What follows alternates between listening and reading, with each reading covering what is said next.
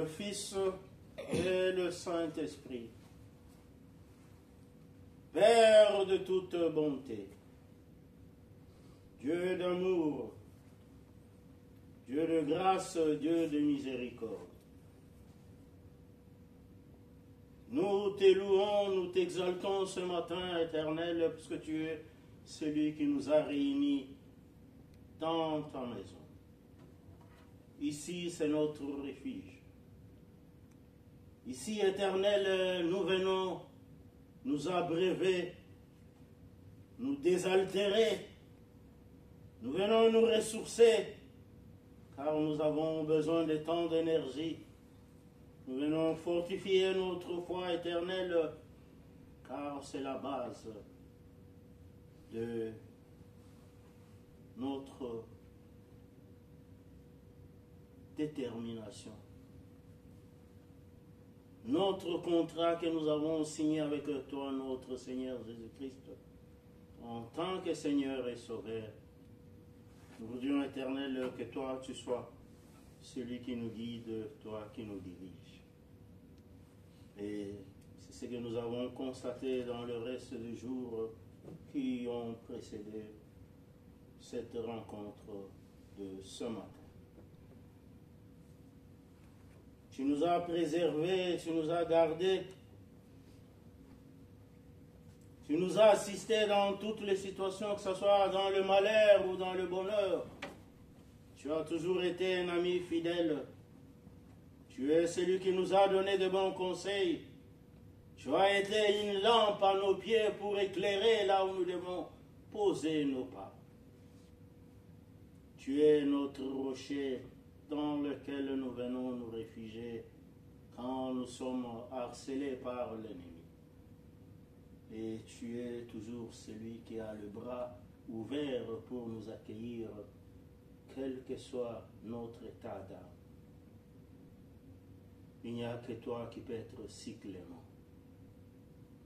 Nous te remercions pour tes hauts et bienfaits. Ce matin encore, Éternel, nous savons que nous sommes en présence de notre bon berger. Tu vas parler à chacun de nous. Tu vas nous donner encore plus d'énergie, plus d'espérance. Tu vas manifester ta grâce et ta miséricorde. Et surtout, tu vas nous donner cette nourriture de vie, que nous puissions persévérer dans notre espérance qui nous conduit vers notre objectif final, qui est le grand jour du retour de notre Seigneur Jésus-Christ. Nous te demandons ce matin, Éternel, que tu puisses régner pendant cette heure qui va nous réunir tous, pour que ta grandeur, ta puissance et ta plénitude puissent régner en ces lieux, que toutes les idées qui puissent nous évader, Éternel, puissent être écartées. Que nous puissions tous être concentrés et avoir une place dans le cœur pour que cette parole éternelle y trouve une place, y germe et produise des fruits. Nous pensons ce matin à tous les nôtres qui ne sont pas avec nous. Tu connais les circonstances. Il y a certains qui sont allés en mission dans ton champ. Il y a certains qui sont allés au travail et d'autres qui sont empêchés pour les éléments divers que toi tu connais. Ceux qui sont dans des situations, dans des cas de maladie, ceux qui sont dans des deuils, ceux qui ont des situations diverses, éternelles, ne les oublie pas, Éternel. Nous intercédons pour eux. Pense à eux. Et ceux qui n'ont pas encore connu ton chemin éternel, fasse qu'ils puissent avoir l'occasion de te connaître et que tous ensemble nous puissions nous préparer pour ce grand jour que nous attendons tous. En ce matin, nous nous réunissons avec tous nos conducteurs jusqu'à l'autel apostolique. Que leur prière éternelle soit exaucée ce matin. Que ces prières nous couvrent. Que tu puisses nous assister ce matin et donner à chacun ce dont tu as besoin. Tu connais le cœur de chacun de nous ce matin, tu connais ce qu'il y a comme dossier à l'intérieur de chaque cœur. Éternel, toi tu es le Dieu de toute solution éternelle, rien ne peut résister au-devant de toi. Nous te supplions ce matin, Père, console, fortifie, déverse toutes tes merveilles sur tes enfants et dans cette communauté. Nous n'avons pas multiplié de vaines paroles. Père, il y a ton Saint-Esprit qui corrige nos prières et qui l'amplifie afin qu'elles soient agréables auprès de toi. Qu'il fasse ce travail et que toutes nos prières soient exaucées par toi pour ta seule gloire. Donne-nous et donne-nous davantage selon ta bonne volonté. Au nom de notre Seigneur Jésus-Christ, nous t'avons ainsi prié. Amen. Amen. Bien-aimés, ce matin, nous avons une parole qui nous est donnée par notre apôtre patriarche. Cette parole se trouve dans le livre d'Ésaïe. Ésaïe 53, verset 4.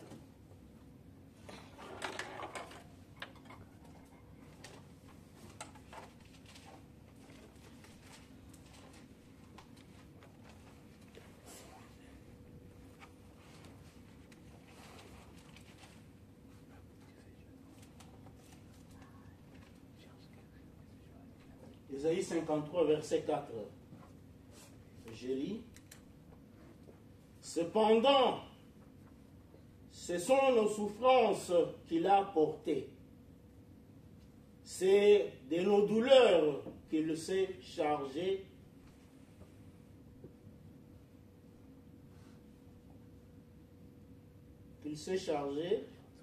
Et nous l'avons considéré comme puni, frappé de Dieu et humilié. Je reprends. Cependant, ce sont nos souffrances qu'il a portées, c'est de nos douleurs qu'il s'est chargé, et nous l'avons considéré comme puni, frappé de Dieu et humilié. Amen. Prenez place, mes bien-aimés.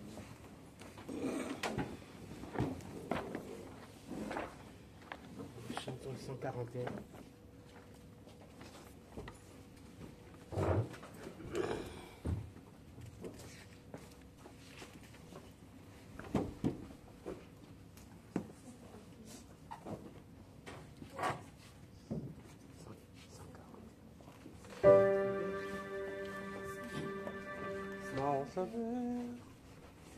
Mon sauveur, berger fidèle, me conduit dans mes chemins. Pour mon âme se modèle, je marche dans ta main. Pour Jésus,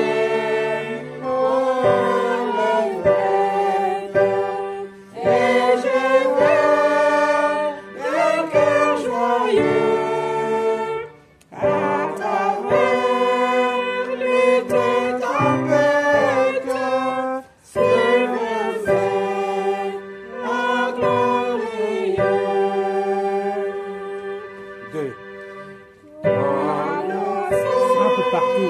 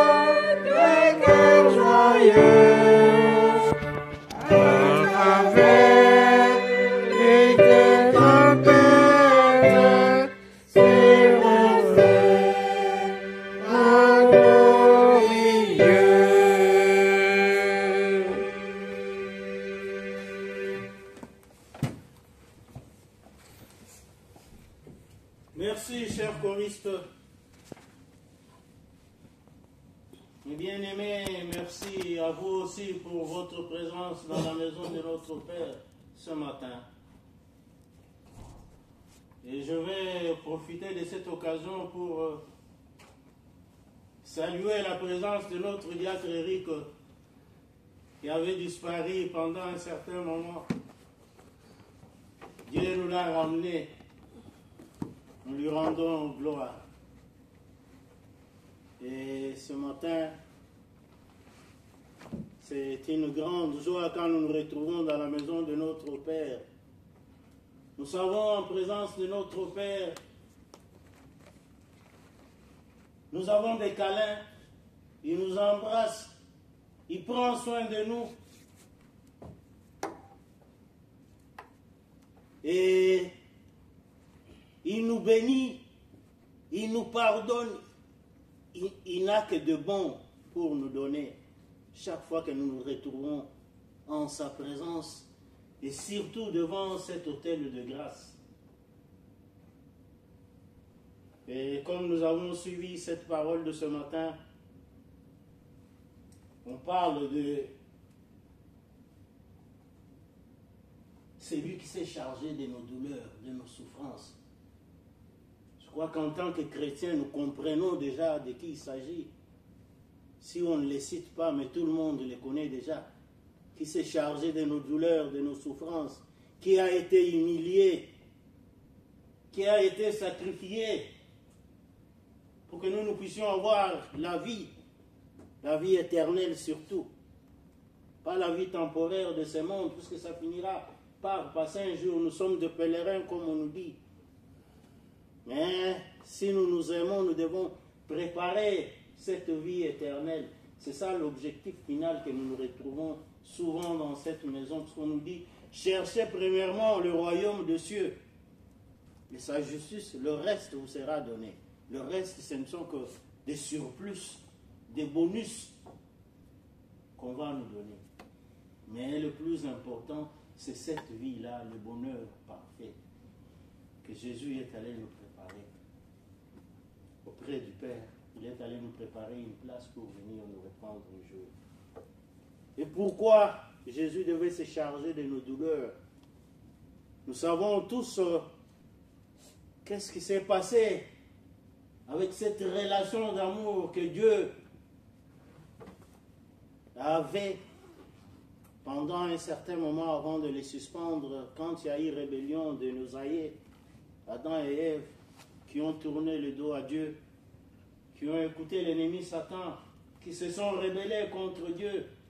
En ce moment-là, Dieu, en tant que papa, on dit qu'il est là à la colère, c'est-à-dire qu'il a quand même une colère au-dedans de lui. Il a plus d'amour, mais comme un papa, à un certain moment, il y a des moments aussi où les enfants le fâchent.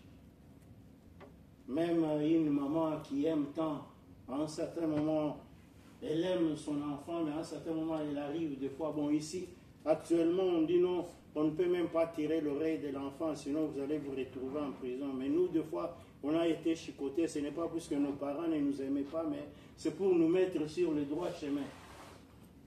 Parce que des fois, on nous donnait les devoirs à l'école pour venir faire à la maison. On arrive à la maison, on ne fait que jouer et on oublie les devoirs. Mais le parent, comme il prépare l'avenir de son enfant, il vient insister, il vous dit non, tu as un devoir à faire, va le faire. Tu dis je vais le faire. Dès que papa tourne le dos, tu restes tamisé, tu commences à jouer avec tes amis.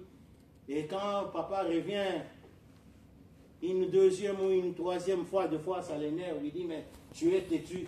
Des fois, il faut un petit coup de fouet pour que tu puisses revenir à la raison. Et Dieu aussi à un certain moment, quand il y a eu cette déception d'Adam et Ève, il les a dit, je vous ai mis dans le jardin, je vous ai dit, vous devez être à mon image, l'image d'amour, l'image de confiance, l'image d'entente, pas de secret entre nous, intimité. Mais vous m'avez dessus, vous êtes allé suivre le rebelle, alors partez du côté du rebelle et vous allez commencer à souffrir. Maman, avant d'enfanter, tu auras beaucoup de douleurs. Toi, avant de manger, tu vas transpirer, tu vas souffrir. Enfants aussi, nous voyons des enfants qui commencent l'école ici en hiver. Je vois des enfants qui portent des manteaux de 5 ou 10 kilos. Ils sont arrimés, le matin on les soigne, on dit tu ne peux pas rester à la maison. L'enfant qui pleure, mais on n'a pas de choix, on dit c'est pour ton avenir. C'est partie de cette rébellion-là. Les enfants d'Israël, à un certain moment, qui étaient la nation de Dieu, ils ont connu beaucoup de souffrances. Ils ont été en esclavagisme en Égypte. L'esclave, il n'a pas même le droit d'avoir ne fût-ce qu'un petit rien qui lui appartient. L'esclave, c'est celui à qui on arrache tout. Il n'a même pas, on parle de liberté ici, mais il n'a même pas le droit de dormir à l'heure où il a sommeil. Il faut qu'on décide tout à sa place, même l'heure où il doit manger. On doit décider pour lui l'habit qu'il doit porter. Il faut qu'on lui choisisse tout. C'est pratiquement comme un objet. C'est ce que l'homme était devenu après la colère de notre Dieu, après qu'on les ait chassés du jardin d'Éden, où ils étaient en paix, où ils étaient dans la joie, où ils étaient dans la gaieté. Mais dans son amour du Père, il dit, mais cet homme que j'ai créé à mon image, qui devait me ressembler, qui devait être mon chéri, qui devait être mon bien-aimé, pourquoi il doit souffrir comme ça? Alors je vais trouver une solution.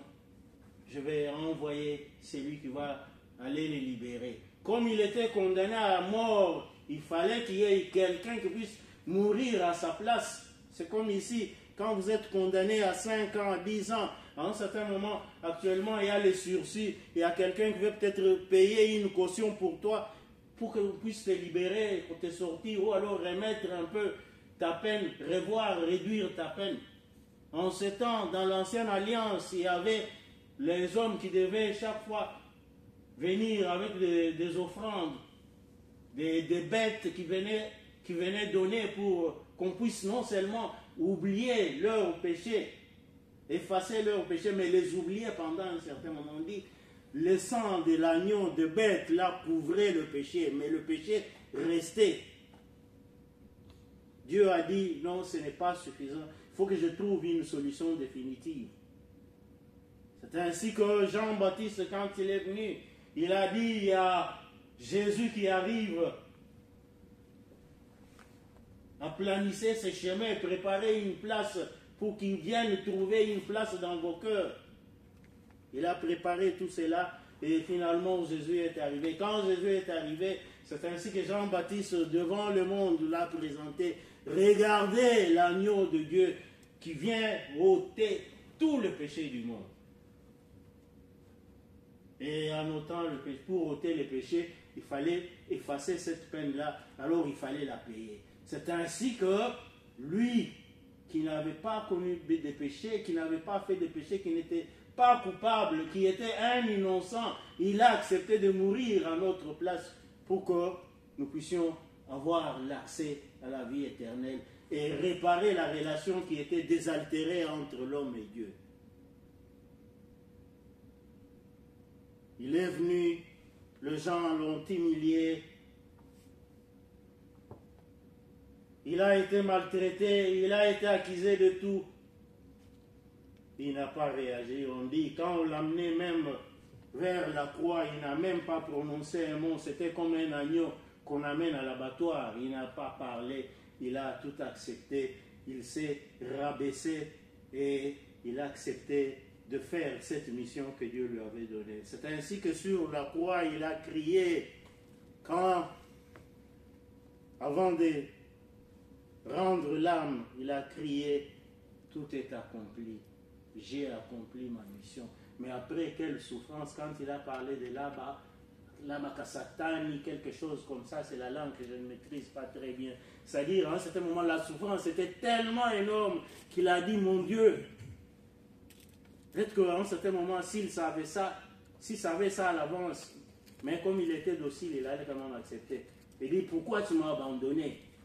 Il ne savait pas, il ne croyait pas que la peine était allée jusqu'à ce niveau-là, être fouetté, chicoté, percer les côtes avec des flèches. Qu'est-ce qu'il n'a pas suivi? Et à la fin, on l'a même déshabillé, on l'a exposé devant tout le monde. On dit, bon, on l'a livré en spectacle. Il a tout simplement accepté l'innocent de Dieu. Notre Seigneur qui est venu, qui nous aime tant. Nous parlons tout le temps. Le verbe aimer est devenu pratiquement très facile à être prononcé, à être conjugué. Je t'aime, je t'aime. Mais est-ce que sincèrement nous pouvons aimer comme Jésus? Dire non. Il y a même ce que nous appelons nos cœurs, nos reins. Est-ce qu'on peut accepter de mourir à la place de notre cœur? Nous, quand on assiste à des enterrements, surtout dans le milieu africain, tu vois quelqu'un qui pleure, il dit non, mon bien-aimé est parti, je voudrais partir avec lui. On les tient, non, moi je ne peux pas rester, je vais partir avec lui et tout ça commentaire avec lui. Et finalement, quand on dit non, laissez-les, qu'on le mette dans les trous. Ah, il fait un demi-tour, il change la façon de pleurer. Mais Jésus est allé jusqu'à bout, il a accepté cette mort-là à notre place. Soyons quand même reconnaissants. Et il nous demande tout simplement une chose: cherchons à amener notre bien-aimé afin qu'il puisse aussi avoir accès à cette grâce, à la vie éternelle. C'est par notre prédication, par notre compréhension. Des fois, quand nous sommes en famille, il y a quelqu'un qui démarre, quand il est en colère, il démarre à peut-être 70 tours. Mais nous devons, en tant que chrétiens, on dit, nous devons souffrir avec Jésus. Quelle est cette souffrance que nous devons souffrir avec Jésus? C'est encaisser pour qu'il y ait la paix. Quand il y a des personnes qui se disputent, il suffit que l'un d'eux se taise et dise non, tu as raison, la paix va rentrer. Vous êtes à deux, vous êtes en train de vous tirailler, chacun cherche une raison. Il suffit tout simplement que l'un se rabaisse, s'humilie comme Jésus. Si Jésus ne s'était pas rabaissé, il y avait même l'un de ses disciples qui a pris une machette, qui a coupé l'oreille d'un soldat qui était venu pour l'arrêter. Jésus a dit non, nous ne devons pas agir comme ça. Nous devons agir en nous humiliant, en encaissant, en pardonnant. C'est ainsi qu'à la croix, il a prié pour ceux qui l'ont crucifié en disant, Dieu pardonne-leur car ils ne savent pas ce qu'ils font. Mais nous, quand nous sommes en face de quelqu'un peut-être qui nous maltraite, qui nous a trahis, on ne veut pas lui donner raison. On dit non, moi je ne vais pas me laisser écraser comme ça. Ça, ce n'est pas souffrir avec Jésus. Souffrir avec Jésus, c'est encaisser. C'est des fois, quand on n'a pas grand-chose, le paix qu'on a, on partage avec l'autre. L'autre est dans les soucis, on intercède pour lui. Si la prière ne suffit pas et qu'on a une possibilité de bouger, apporter ne fût-ce que quelque chose, s'il a besoin du pain, on apporte un peu du pain.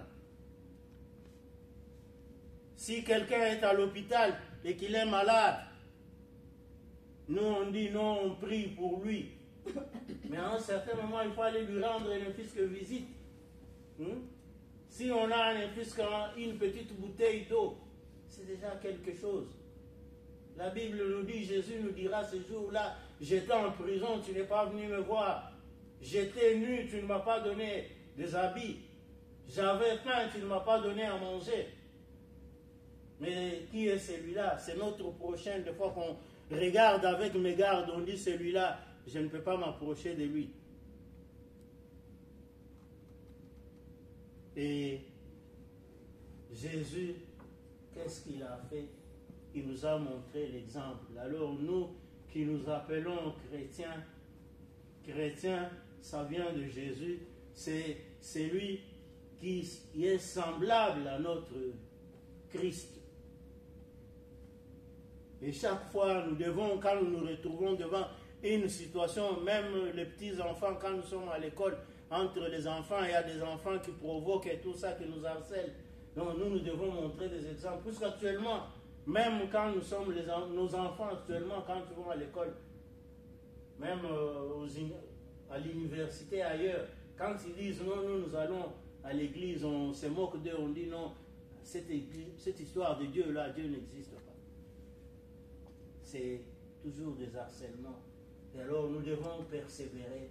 Jésus a résisté, il a gardé l'obéissance à son Père jusqu'à la dernière minute en faisant du bien et en donnant de l'amour et de l'amour à tous ceux qui l'ont harcelé, même tous ceux qui l'ont tué.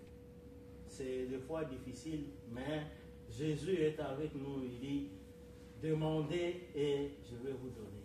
Alors il suffit tout simplement de demander, de faire confiance à notre Seigneur Jésus-Christ.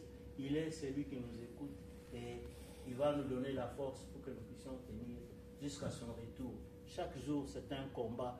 L'ennemi cherche toujours à nous écraser. On dit, il rôde tout autour de nous comme un lion.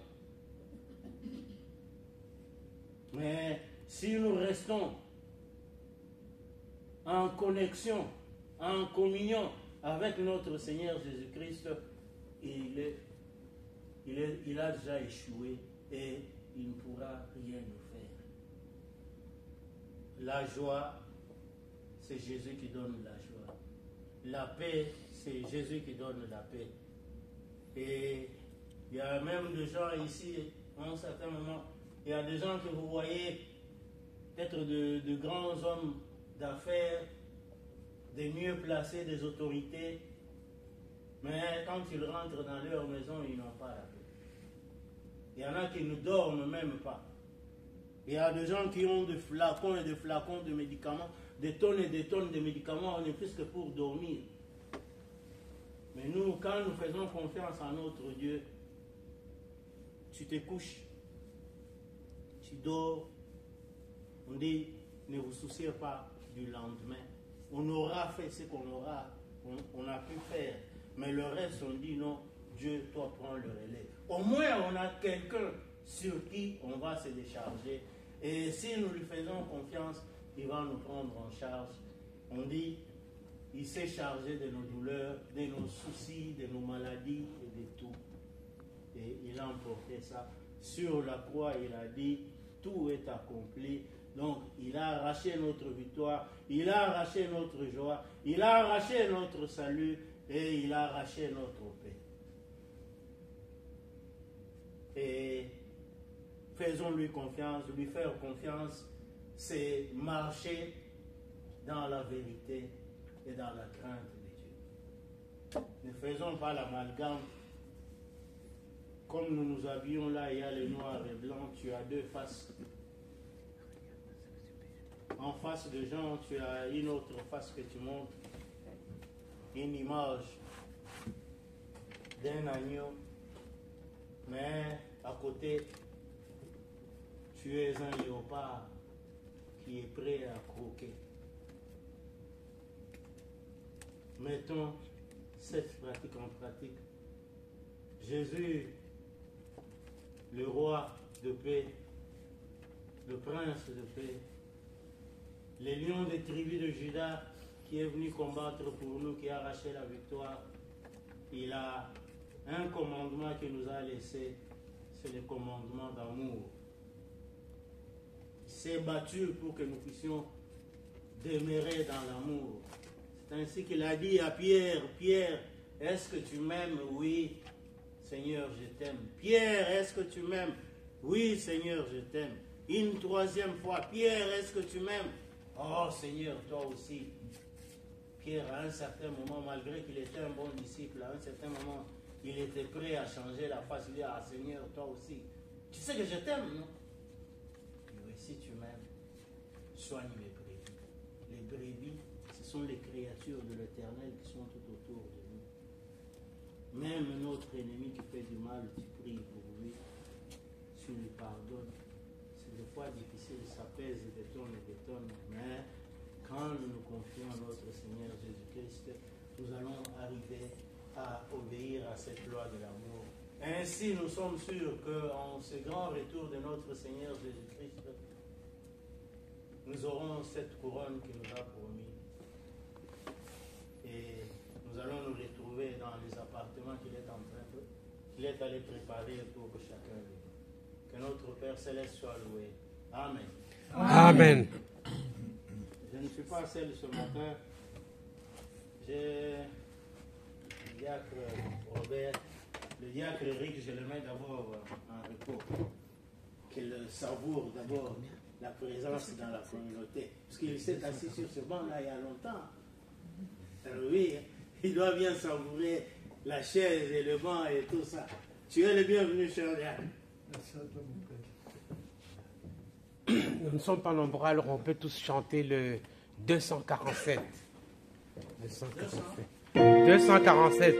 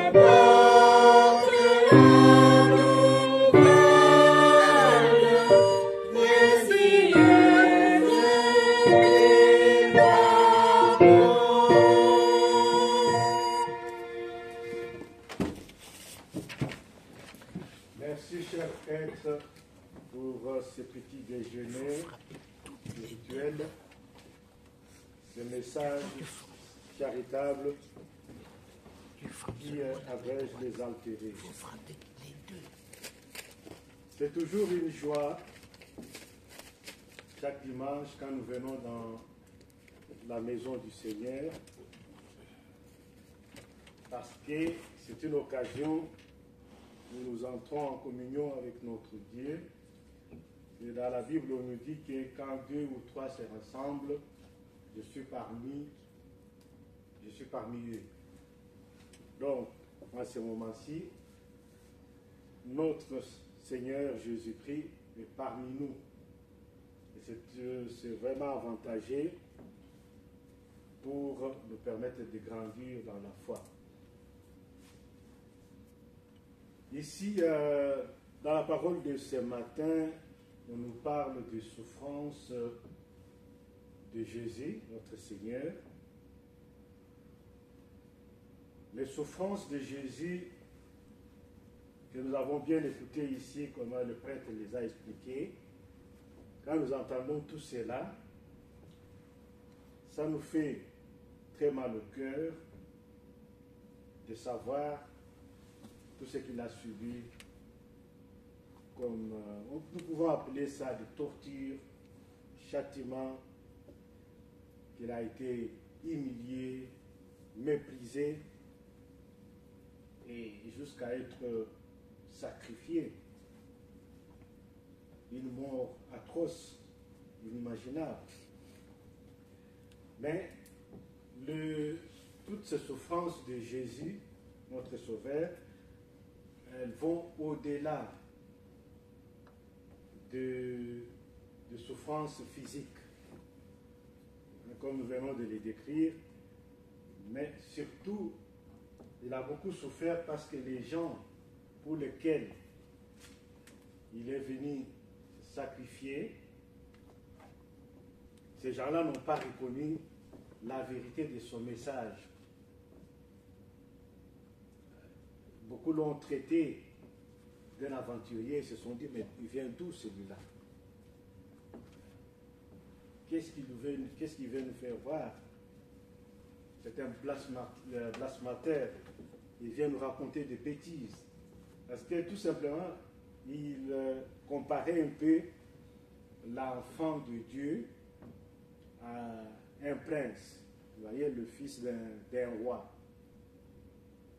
Le fils d'un roi, dans la vie sur terre, c'est quelqu'un de très spécial, beaucoup entouré, respecté.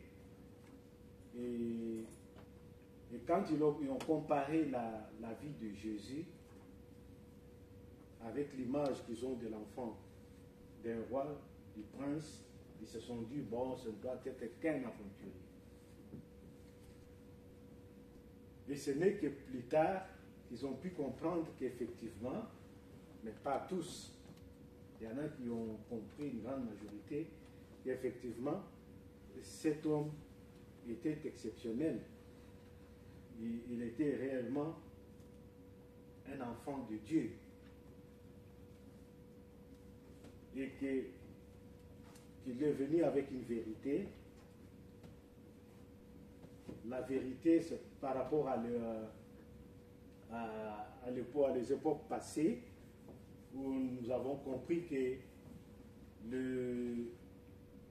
les êtres humains avaient beaucoup dessus le bon Dieu, parce qu'il a tout fait, depuis Adam et Ève, jusqu'à l'histoire de Sodome et Gomorrhe, de faire comprendre à ses enfants, aux êtres humains, que voilà, quelle façon il faut fonctionner, quelle est la marche à suivre pour être réellement des enfants de Dieu, mais ça n'a pas beaucoup aidé. Et il fallait passer à une vitesse, je peux appeler une vitesse supérieure, leur démontrer vraiment qu'il était vraiment trop dessus, sa colère. Mais comme c'est le Dieu le miséricordieux, le Dieu de pardon, il nous donne toujours des occasions de pouvoir bénéficier de sa confiance. Et c'est comme ça qu'il avait envoyé son Fils unique, Jésus-Christ notre Sauveur, pour venir nous racheter. Et il devait vivre effectivement comme les êtres humains. Et il devait même être un modèle, un exemple, que à travers ses souffrances, ses humiliations et sa mort, il est mort, il est ressuscité. C'est ça ce qui est très spécial ici. Parce que tous ces gens qui croyaient que Jésus c'était de n'importe quoi, en se réalisant qu'il est mort, il est ressuscité. Il est ressuscité parmi les morts. Ça ne s'est jamais fait. Il a été l'unique. Et ils se sont dit, waouh, cet homme-là, c'est vrai, ce qu'il disait là, c'est ça la vérité. Pour cela, dans la Bible, on nous dit que Jésus est la vérité, les chemins et la vie. Et jusqu'à nos jours, nous avons cela comme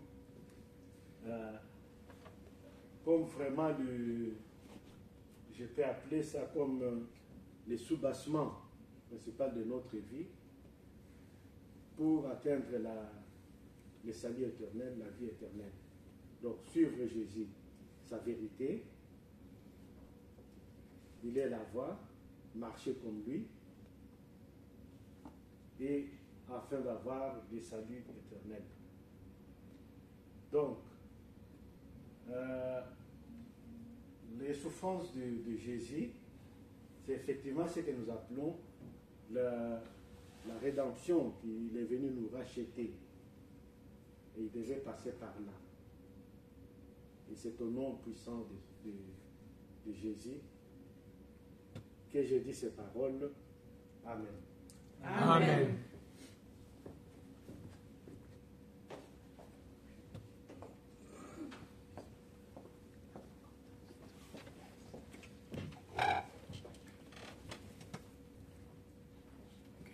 Merci, cher Diacre. Les souffrances de notre Seigneur Jésus-Christ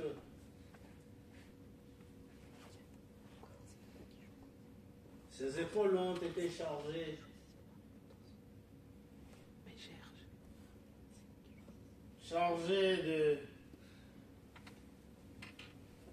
de conteneurs là où il y avait des tonnes et des tonnes de péchés,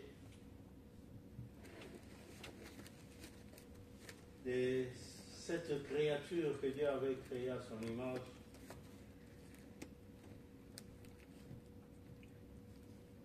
Des tonnes d'iniquité, des paroles horribles, des déceptions, de maladies, donc il a tout porté. Ce matin, nous revenons dans la parole que Jean a dit, il est là, celui qui ôte le péché du monde. Et cette parole est pratiquement comme un miroir de l'âme ce matin. Quand nous regardons dedans, des fois on peut voir que quelque part, je n'étais pas correct avec l'évangile de notre Seigneur Jésus-Christ. Je n'étais pas correct avec le message charitable qui nous parle de la crainte de Dieu. On peut se reprocher tant de choses. Mais il dit, il a déjà tout payé pour nous. Mais il suffit tout simplement qu'on l'accepte comme Seigneur et Sauveur. C'est lui qui sait nous pardonner, qu'on vienne avec lui avec sincérité et humilité, avec un cœur ouvert.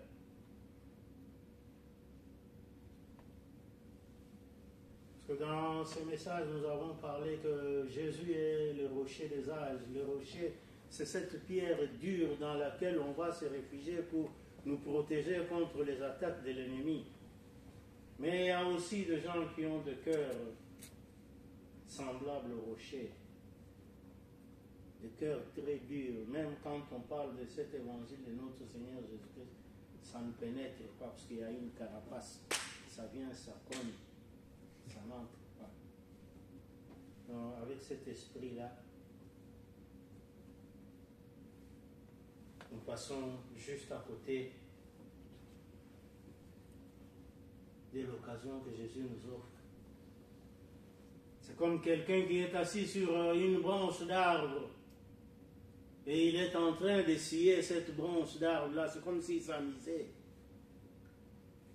Tu sais qu'à la fin de compte, si la branche se casse, c'est toi qui auras les doigts en morceaux. C'est toi qui auras des douleurs, qui vas commencer à gémir. Saisissons l'occasion que Jésus nous donne.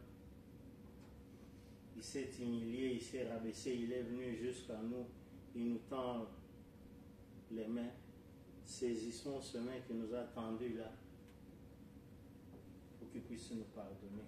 Mais nous devons prononcer ça de notre propre bouche, en disant, Seigneur, je sais que je n'ai pas été intègre, mais pardonne-moi. Et c'est la seule occasion qui t'attend. cette sincérité-là va nous pardonner. C'est ainsi que il a préparé son corps et son sang que nous puissions, en le prenant, l'imiter, le ressembler et être toujours celui qui cherche à faire la volonté de notre Père Céleste. Et là,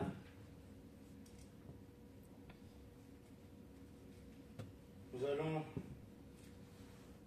avant de faire cette prière de notre Père, pas réciter la prière de notre Père, mais prier de notre Père dans toute sincérité, nous allons chanter ce cantique 25. Voici mon cœur.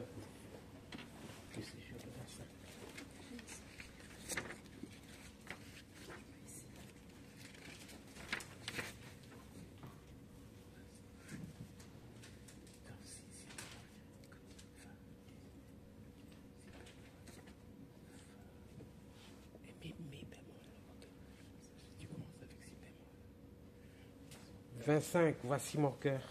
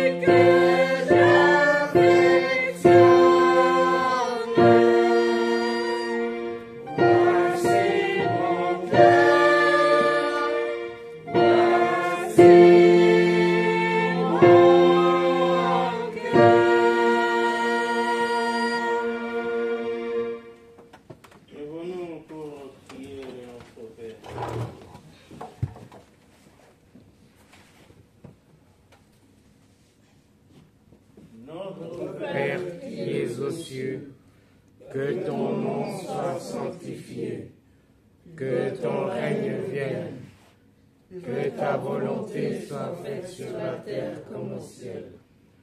Donne-nous aujourd'hui notre pain quotidien. Pardonne-nous nos offenses, comme nous pardonnons à ceux qui nous ont offensés. Ne nous induis pas en tentation, mais délivre-nous du mal. Car c'est à toi qu'appartiennent, dans tout le siècle, le règne, la puissance et la gloire. Amen. Selon la mission que j'ai reçue de l'apôtre Momandon, je vous annonce la bonne nouvelle. Au nom de notre Seigneur Jésus-Christ, le Fils du Dieu vivant, vos péchés vous sont pardonnés. La paix du ressuscité soit avec vous. Amen. Amen. Éternel, bon et Dieu de toute miséricorde, merci pour ce pardon que tu viens de nous accorder. Ce pardon tire sa force dans le sang de ton Fils Jésus-Christ, le sang qu'il a versé sur la croix de Golgotha. S'il faut dire en termes clairs, la mort qu'il a acceptée sur la croix de Golgotha. Et le sang qui a coulé a lavé tous nos péchés. Ce matin, ce sang est encore d'actualité. Il vient nous laver. Il ne lave pas les corps, mais il lave nos cœurs, comme nous avons dit. Nous t'avons donné nos cœurs ce matin. Et ces cœurs lavés, purifiés, éternels, nous ne pouvons que te la laisser pour que tu puisses y résider. Là-dedans, tu vas déposer ton amour et encore d'amour en abondance et ton pardon. Car nous avons aussi pardonné ceux qui nous ont fait du mal, qui était la condition pour que tu puisses nous pardonner. Ainsi se fait. Nous avons changé de tenue. Nous avons une robe de noces, cette robe qui est plus blanche que la neige. Père, c'est tout simplement formidable ce que tu es capable de faire. Il n'y a que toi, parce que tu es élevé au-dessus de tout nom. Quel que soit le nom du péché, ton nom est au-dessus. Il suffit que tu prononces une parole pour que les genoux de ce nom-là puissent fléchir au-devant de toi. C'est ce qui s'est produit en ce moment. Tout est effacé. Les doigts qui étaient pointés sur nous ont baissé. Nous sommes des nouvelles créatures, des sanctifiés, les enfants de la promesse. Merci pour ces cadeaux combien merveilleux que tu nous donnes. Et merci surtout puisque tu nous donnes encore une occasion de passer à cette table sainte éternelle. Dans cette recette, il y a le corps et le sang de notre Seigneur Jésus-Christ. Mais la qualité première de cette recette, c'est la sainteté. Tu nous acceptes à cette table, tu nous acceptes à cette recette éternelle, car le sang de Jésus a déjà fait son travail. Merci. Tu ne cesseras jamais de nous épater. Il n'y a que ta bonté qui est au-dessus de nous. Ta bonté qui est au-dessus de tout. Manifeste-toi dans toute ta plénitude au nom de notre Seigneur Jésus-Christ. Nous t'avons ainsi prié. Amen. Amen.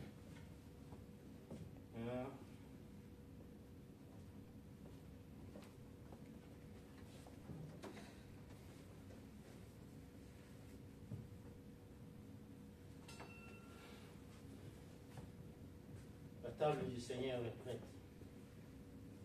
Je prie. Au nom de Dieu le Père, le Fils et le Saint-Esprit, je consacre ce pain et ce vin pour la Sainte Sainte. J'y dépose le sacrifice de notre Seigneur Jésus-Christ qui reste éternellement valable. Car notre Seigneur Jésus prit du pain et du vin, rendit grâce et dit: ceci est mon corps qui est donné pour vous. Ceci est mon sang, le sang de la nouvelle alliance, qui est versé pour le péché de chacun de vous.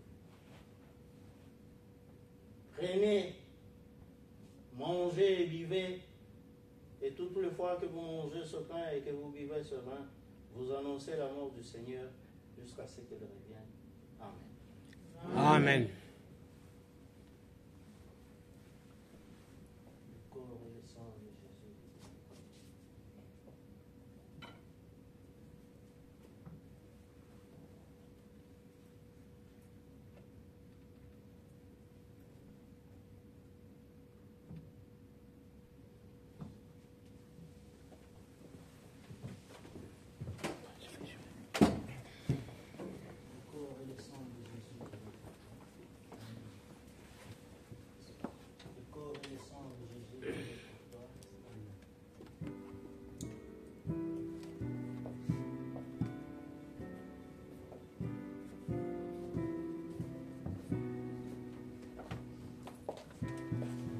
Et le sang de Jésus donné pour toi.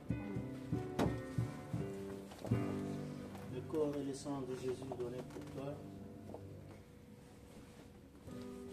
corps et le sang de Jésus donné pour toi.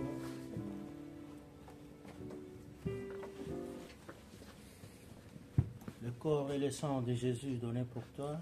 Amen. Le corps et le sang de Jésus donné pour toi.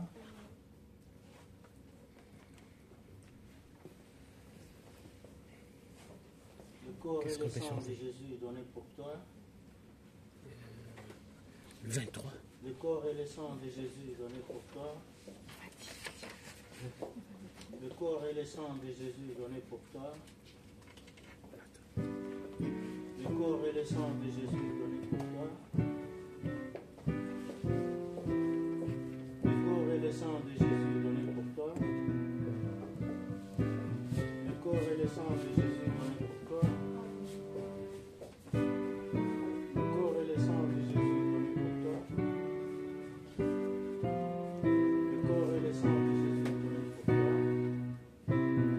Le corps et le sang de Jésus donné pour toi.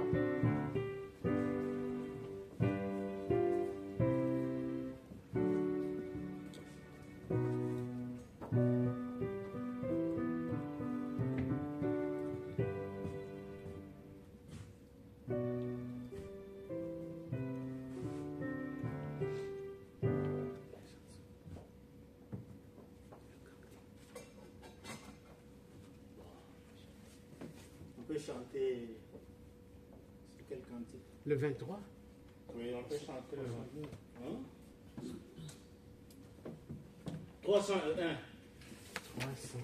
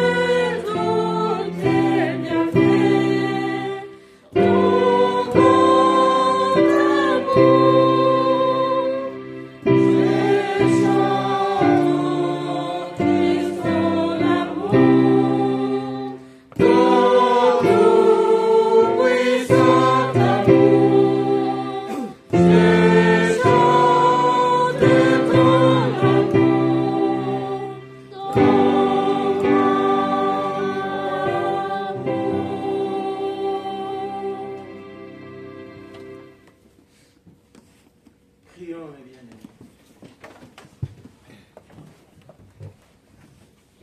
Éternel, notre Dieu, merci pour cette heure bénie que tu nous as donnée dans ton sanctuaire. Merci pour ta présence, Emmanuel, tu étais au milieu de nous. Tu t'es manifesté en toute ta grandeur. Tu nous as déchargés de tout le poids avec lequel nous sommes entrés dans ces lieux. Tu t'es offert toi-même en sacrifice, encore une fois de plus, ce jour. Tu nous as donné le sacrement de la Sainte Seine. Là-dedans, Éternel, tu as mis ta personne au-dedans de nous. Toi, au-dedans de nous, nous ne pouvons que refléter de l'amour. C'est ce que tu nous as donné comme richesse en ce jour. Et nous sortons ici en tant que messagers ce jour éternel, débordant d'amour, prêts à partager avec tout ce que nous allons rencontrer. Ça ne peut être que magnifique ce que toi tu fais. Tu es celui qui a consolé les cœurs brisés. Tu es celui qui a exaucé nos prières auxquelles nous t'avons adressées pour tous les nôtres qui n'étaient pas avec nous en ces lieux. Il y a certains qui sont endeuillés. Éternel, tu es celui qui sait apporter la consolation. Il y a ceux qui sont malades. Éternel, tu es Jéhovah Rapha. Tu es le plus grand de médecins. Car c'est toi qui as créé ces corps et Éternel, tu sais toucher là où c'est nécessaire. Et plus encore, tu ne soignes pas seulement le physique, mais tu vas jusque dans l'âme. Tu as soigné nos âmes ce matin, Éternel. Père, on n'a rien à te donner en retour. Si ce n'est que ce cœur que nous t'avons offert ce matin. Réside dans ce cœur éternel, que l'ennemi ne vienne pas y trouver une place. Que le sang de Jésus soit celui qui nous environne en sortant de ces lieux, pour ne pas nous arracher ce trésor que tu as mis au-dedans de nous, l'amour et le pardon. Et surtout, que nos yeux de l'espérance restent fixés sur ce grand retour de notre Seigneur Jésus-Christ. Prends tout en charge. Nous nous abandonnons entre tes saintes et bonnes mains. Nous avons totalement confiance en notre bon berger. Regarde ton trône d'offrande éternelle, ceux qui ont déposé quelque chose. Père, tu es celui qui sait bénir au centuple. Regarde aussi les sacrifices, n'importe lesquels que tes enfants ont amené dans ce ministère qui est celui de messager de la paix à travers toutes les nations. Ajoute ce qui manque, Éternel, pour que tout soit accompli. Maintenant, nous allons retourner vers nos domiciles respectifs. Tu es celui qui a cette garde céleste qui est composée des anges que tu mets à notre disposition chaque fois.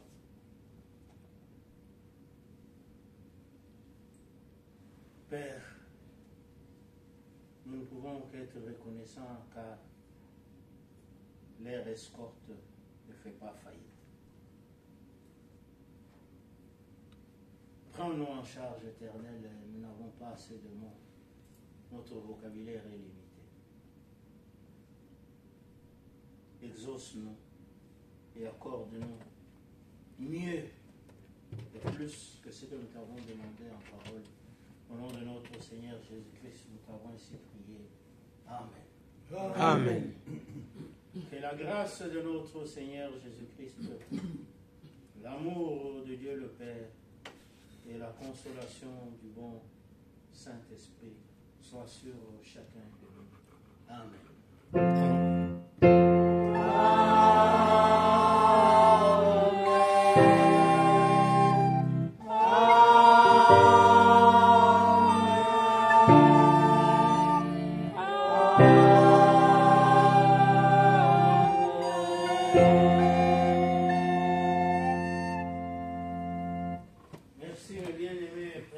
place.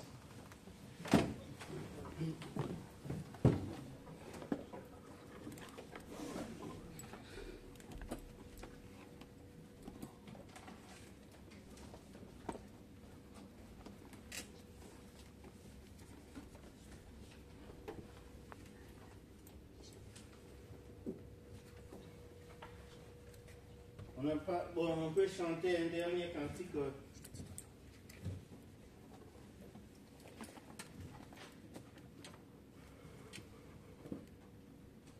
peut chanter un dernier cantique ensemble. En lingala? En lingala, oui. Lequel? Regarde.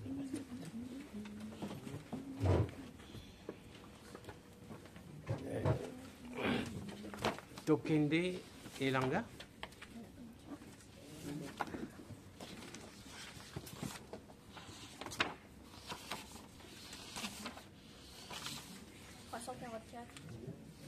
$344. 344. Hey. Tokende.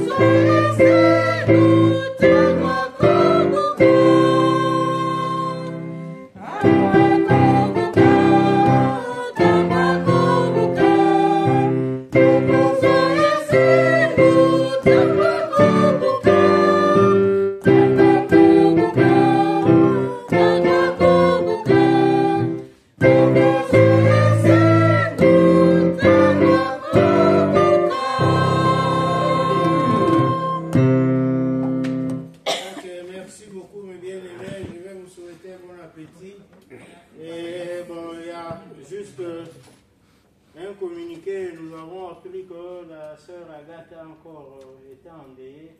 Elle a perdu sa cousine. Bon, je ne sais pas exactement c'est où, c'est ici ou c'est...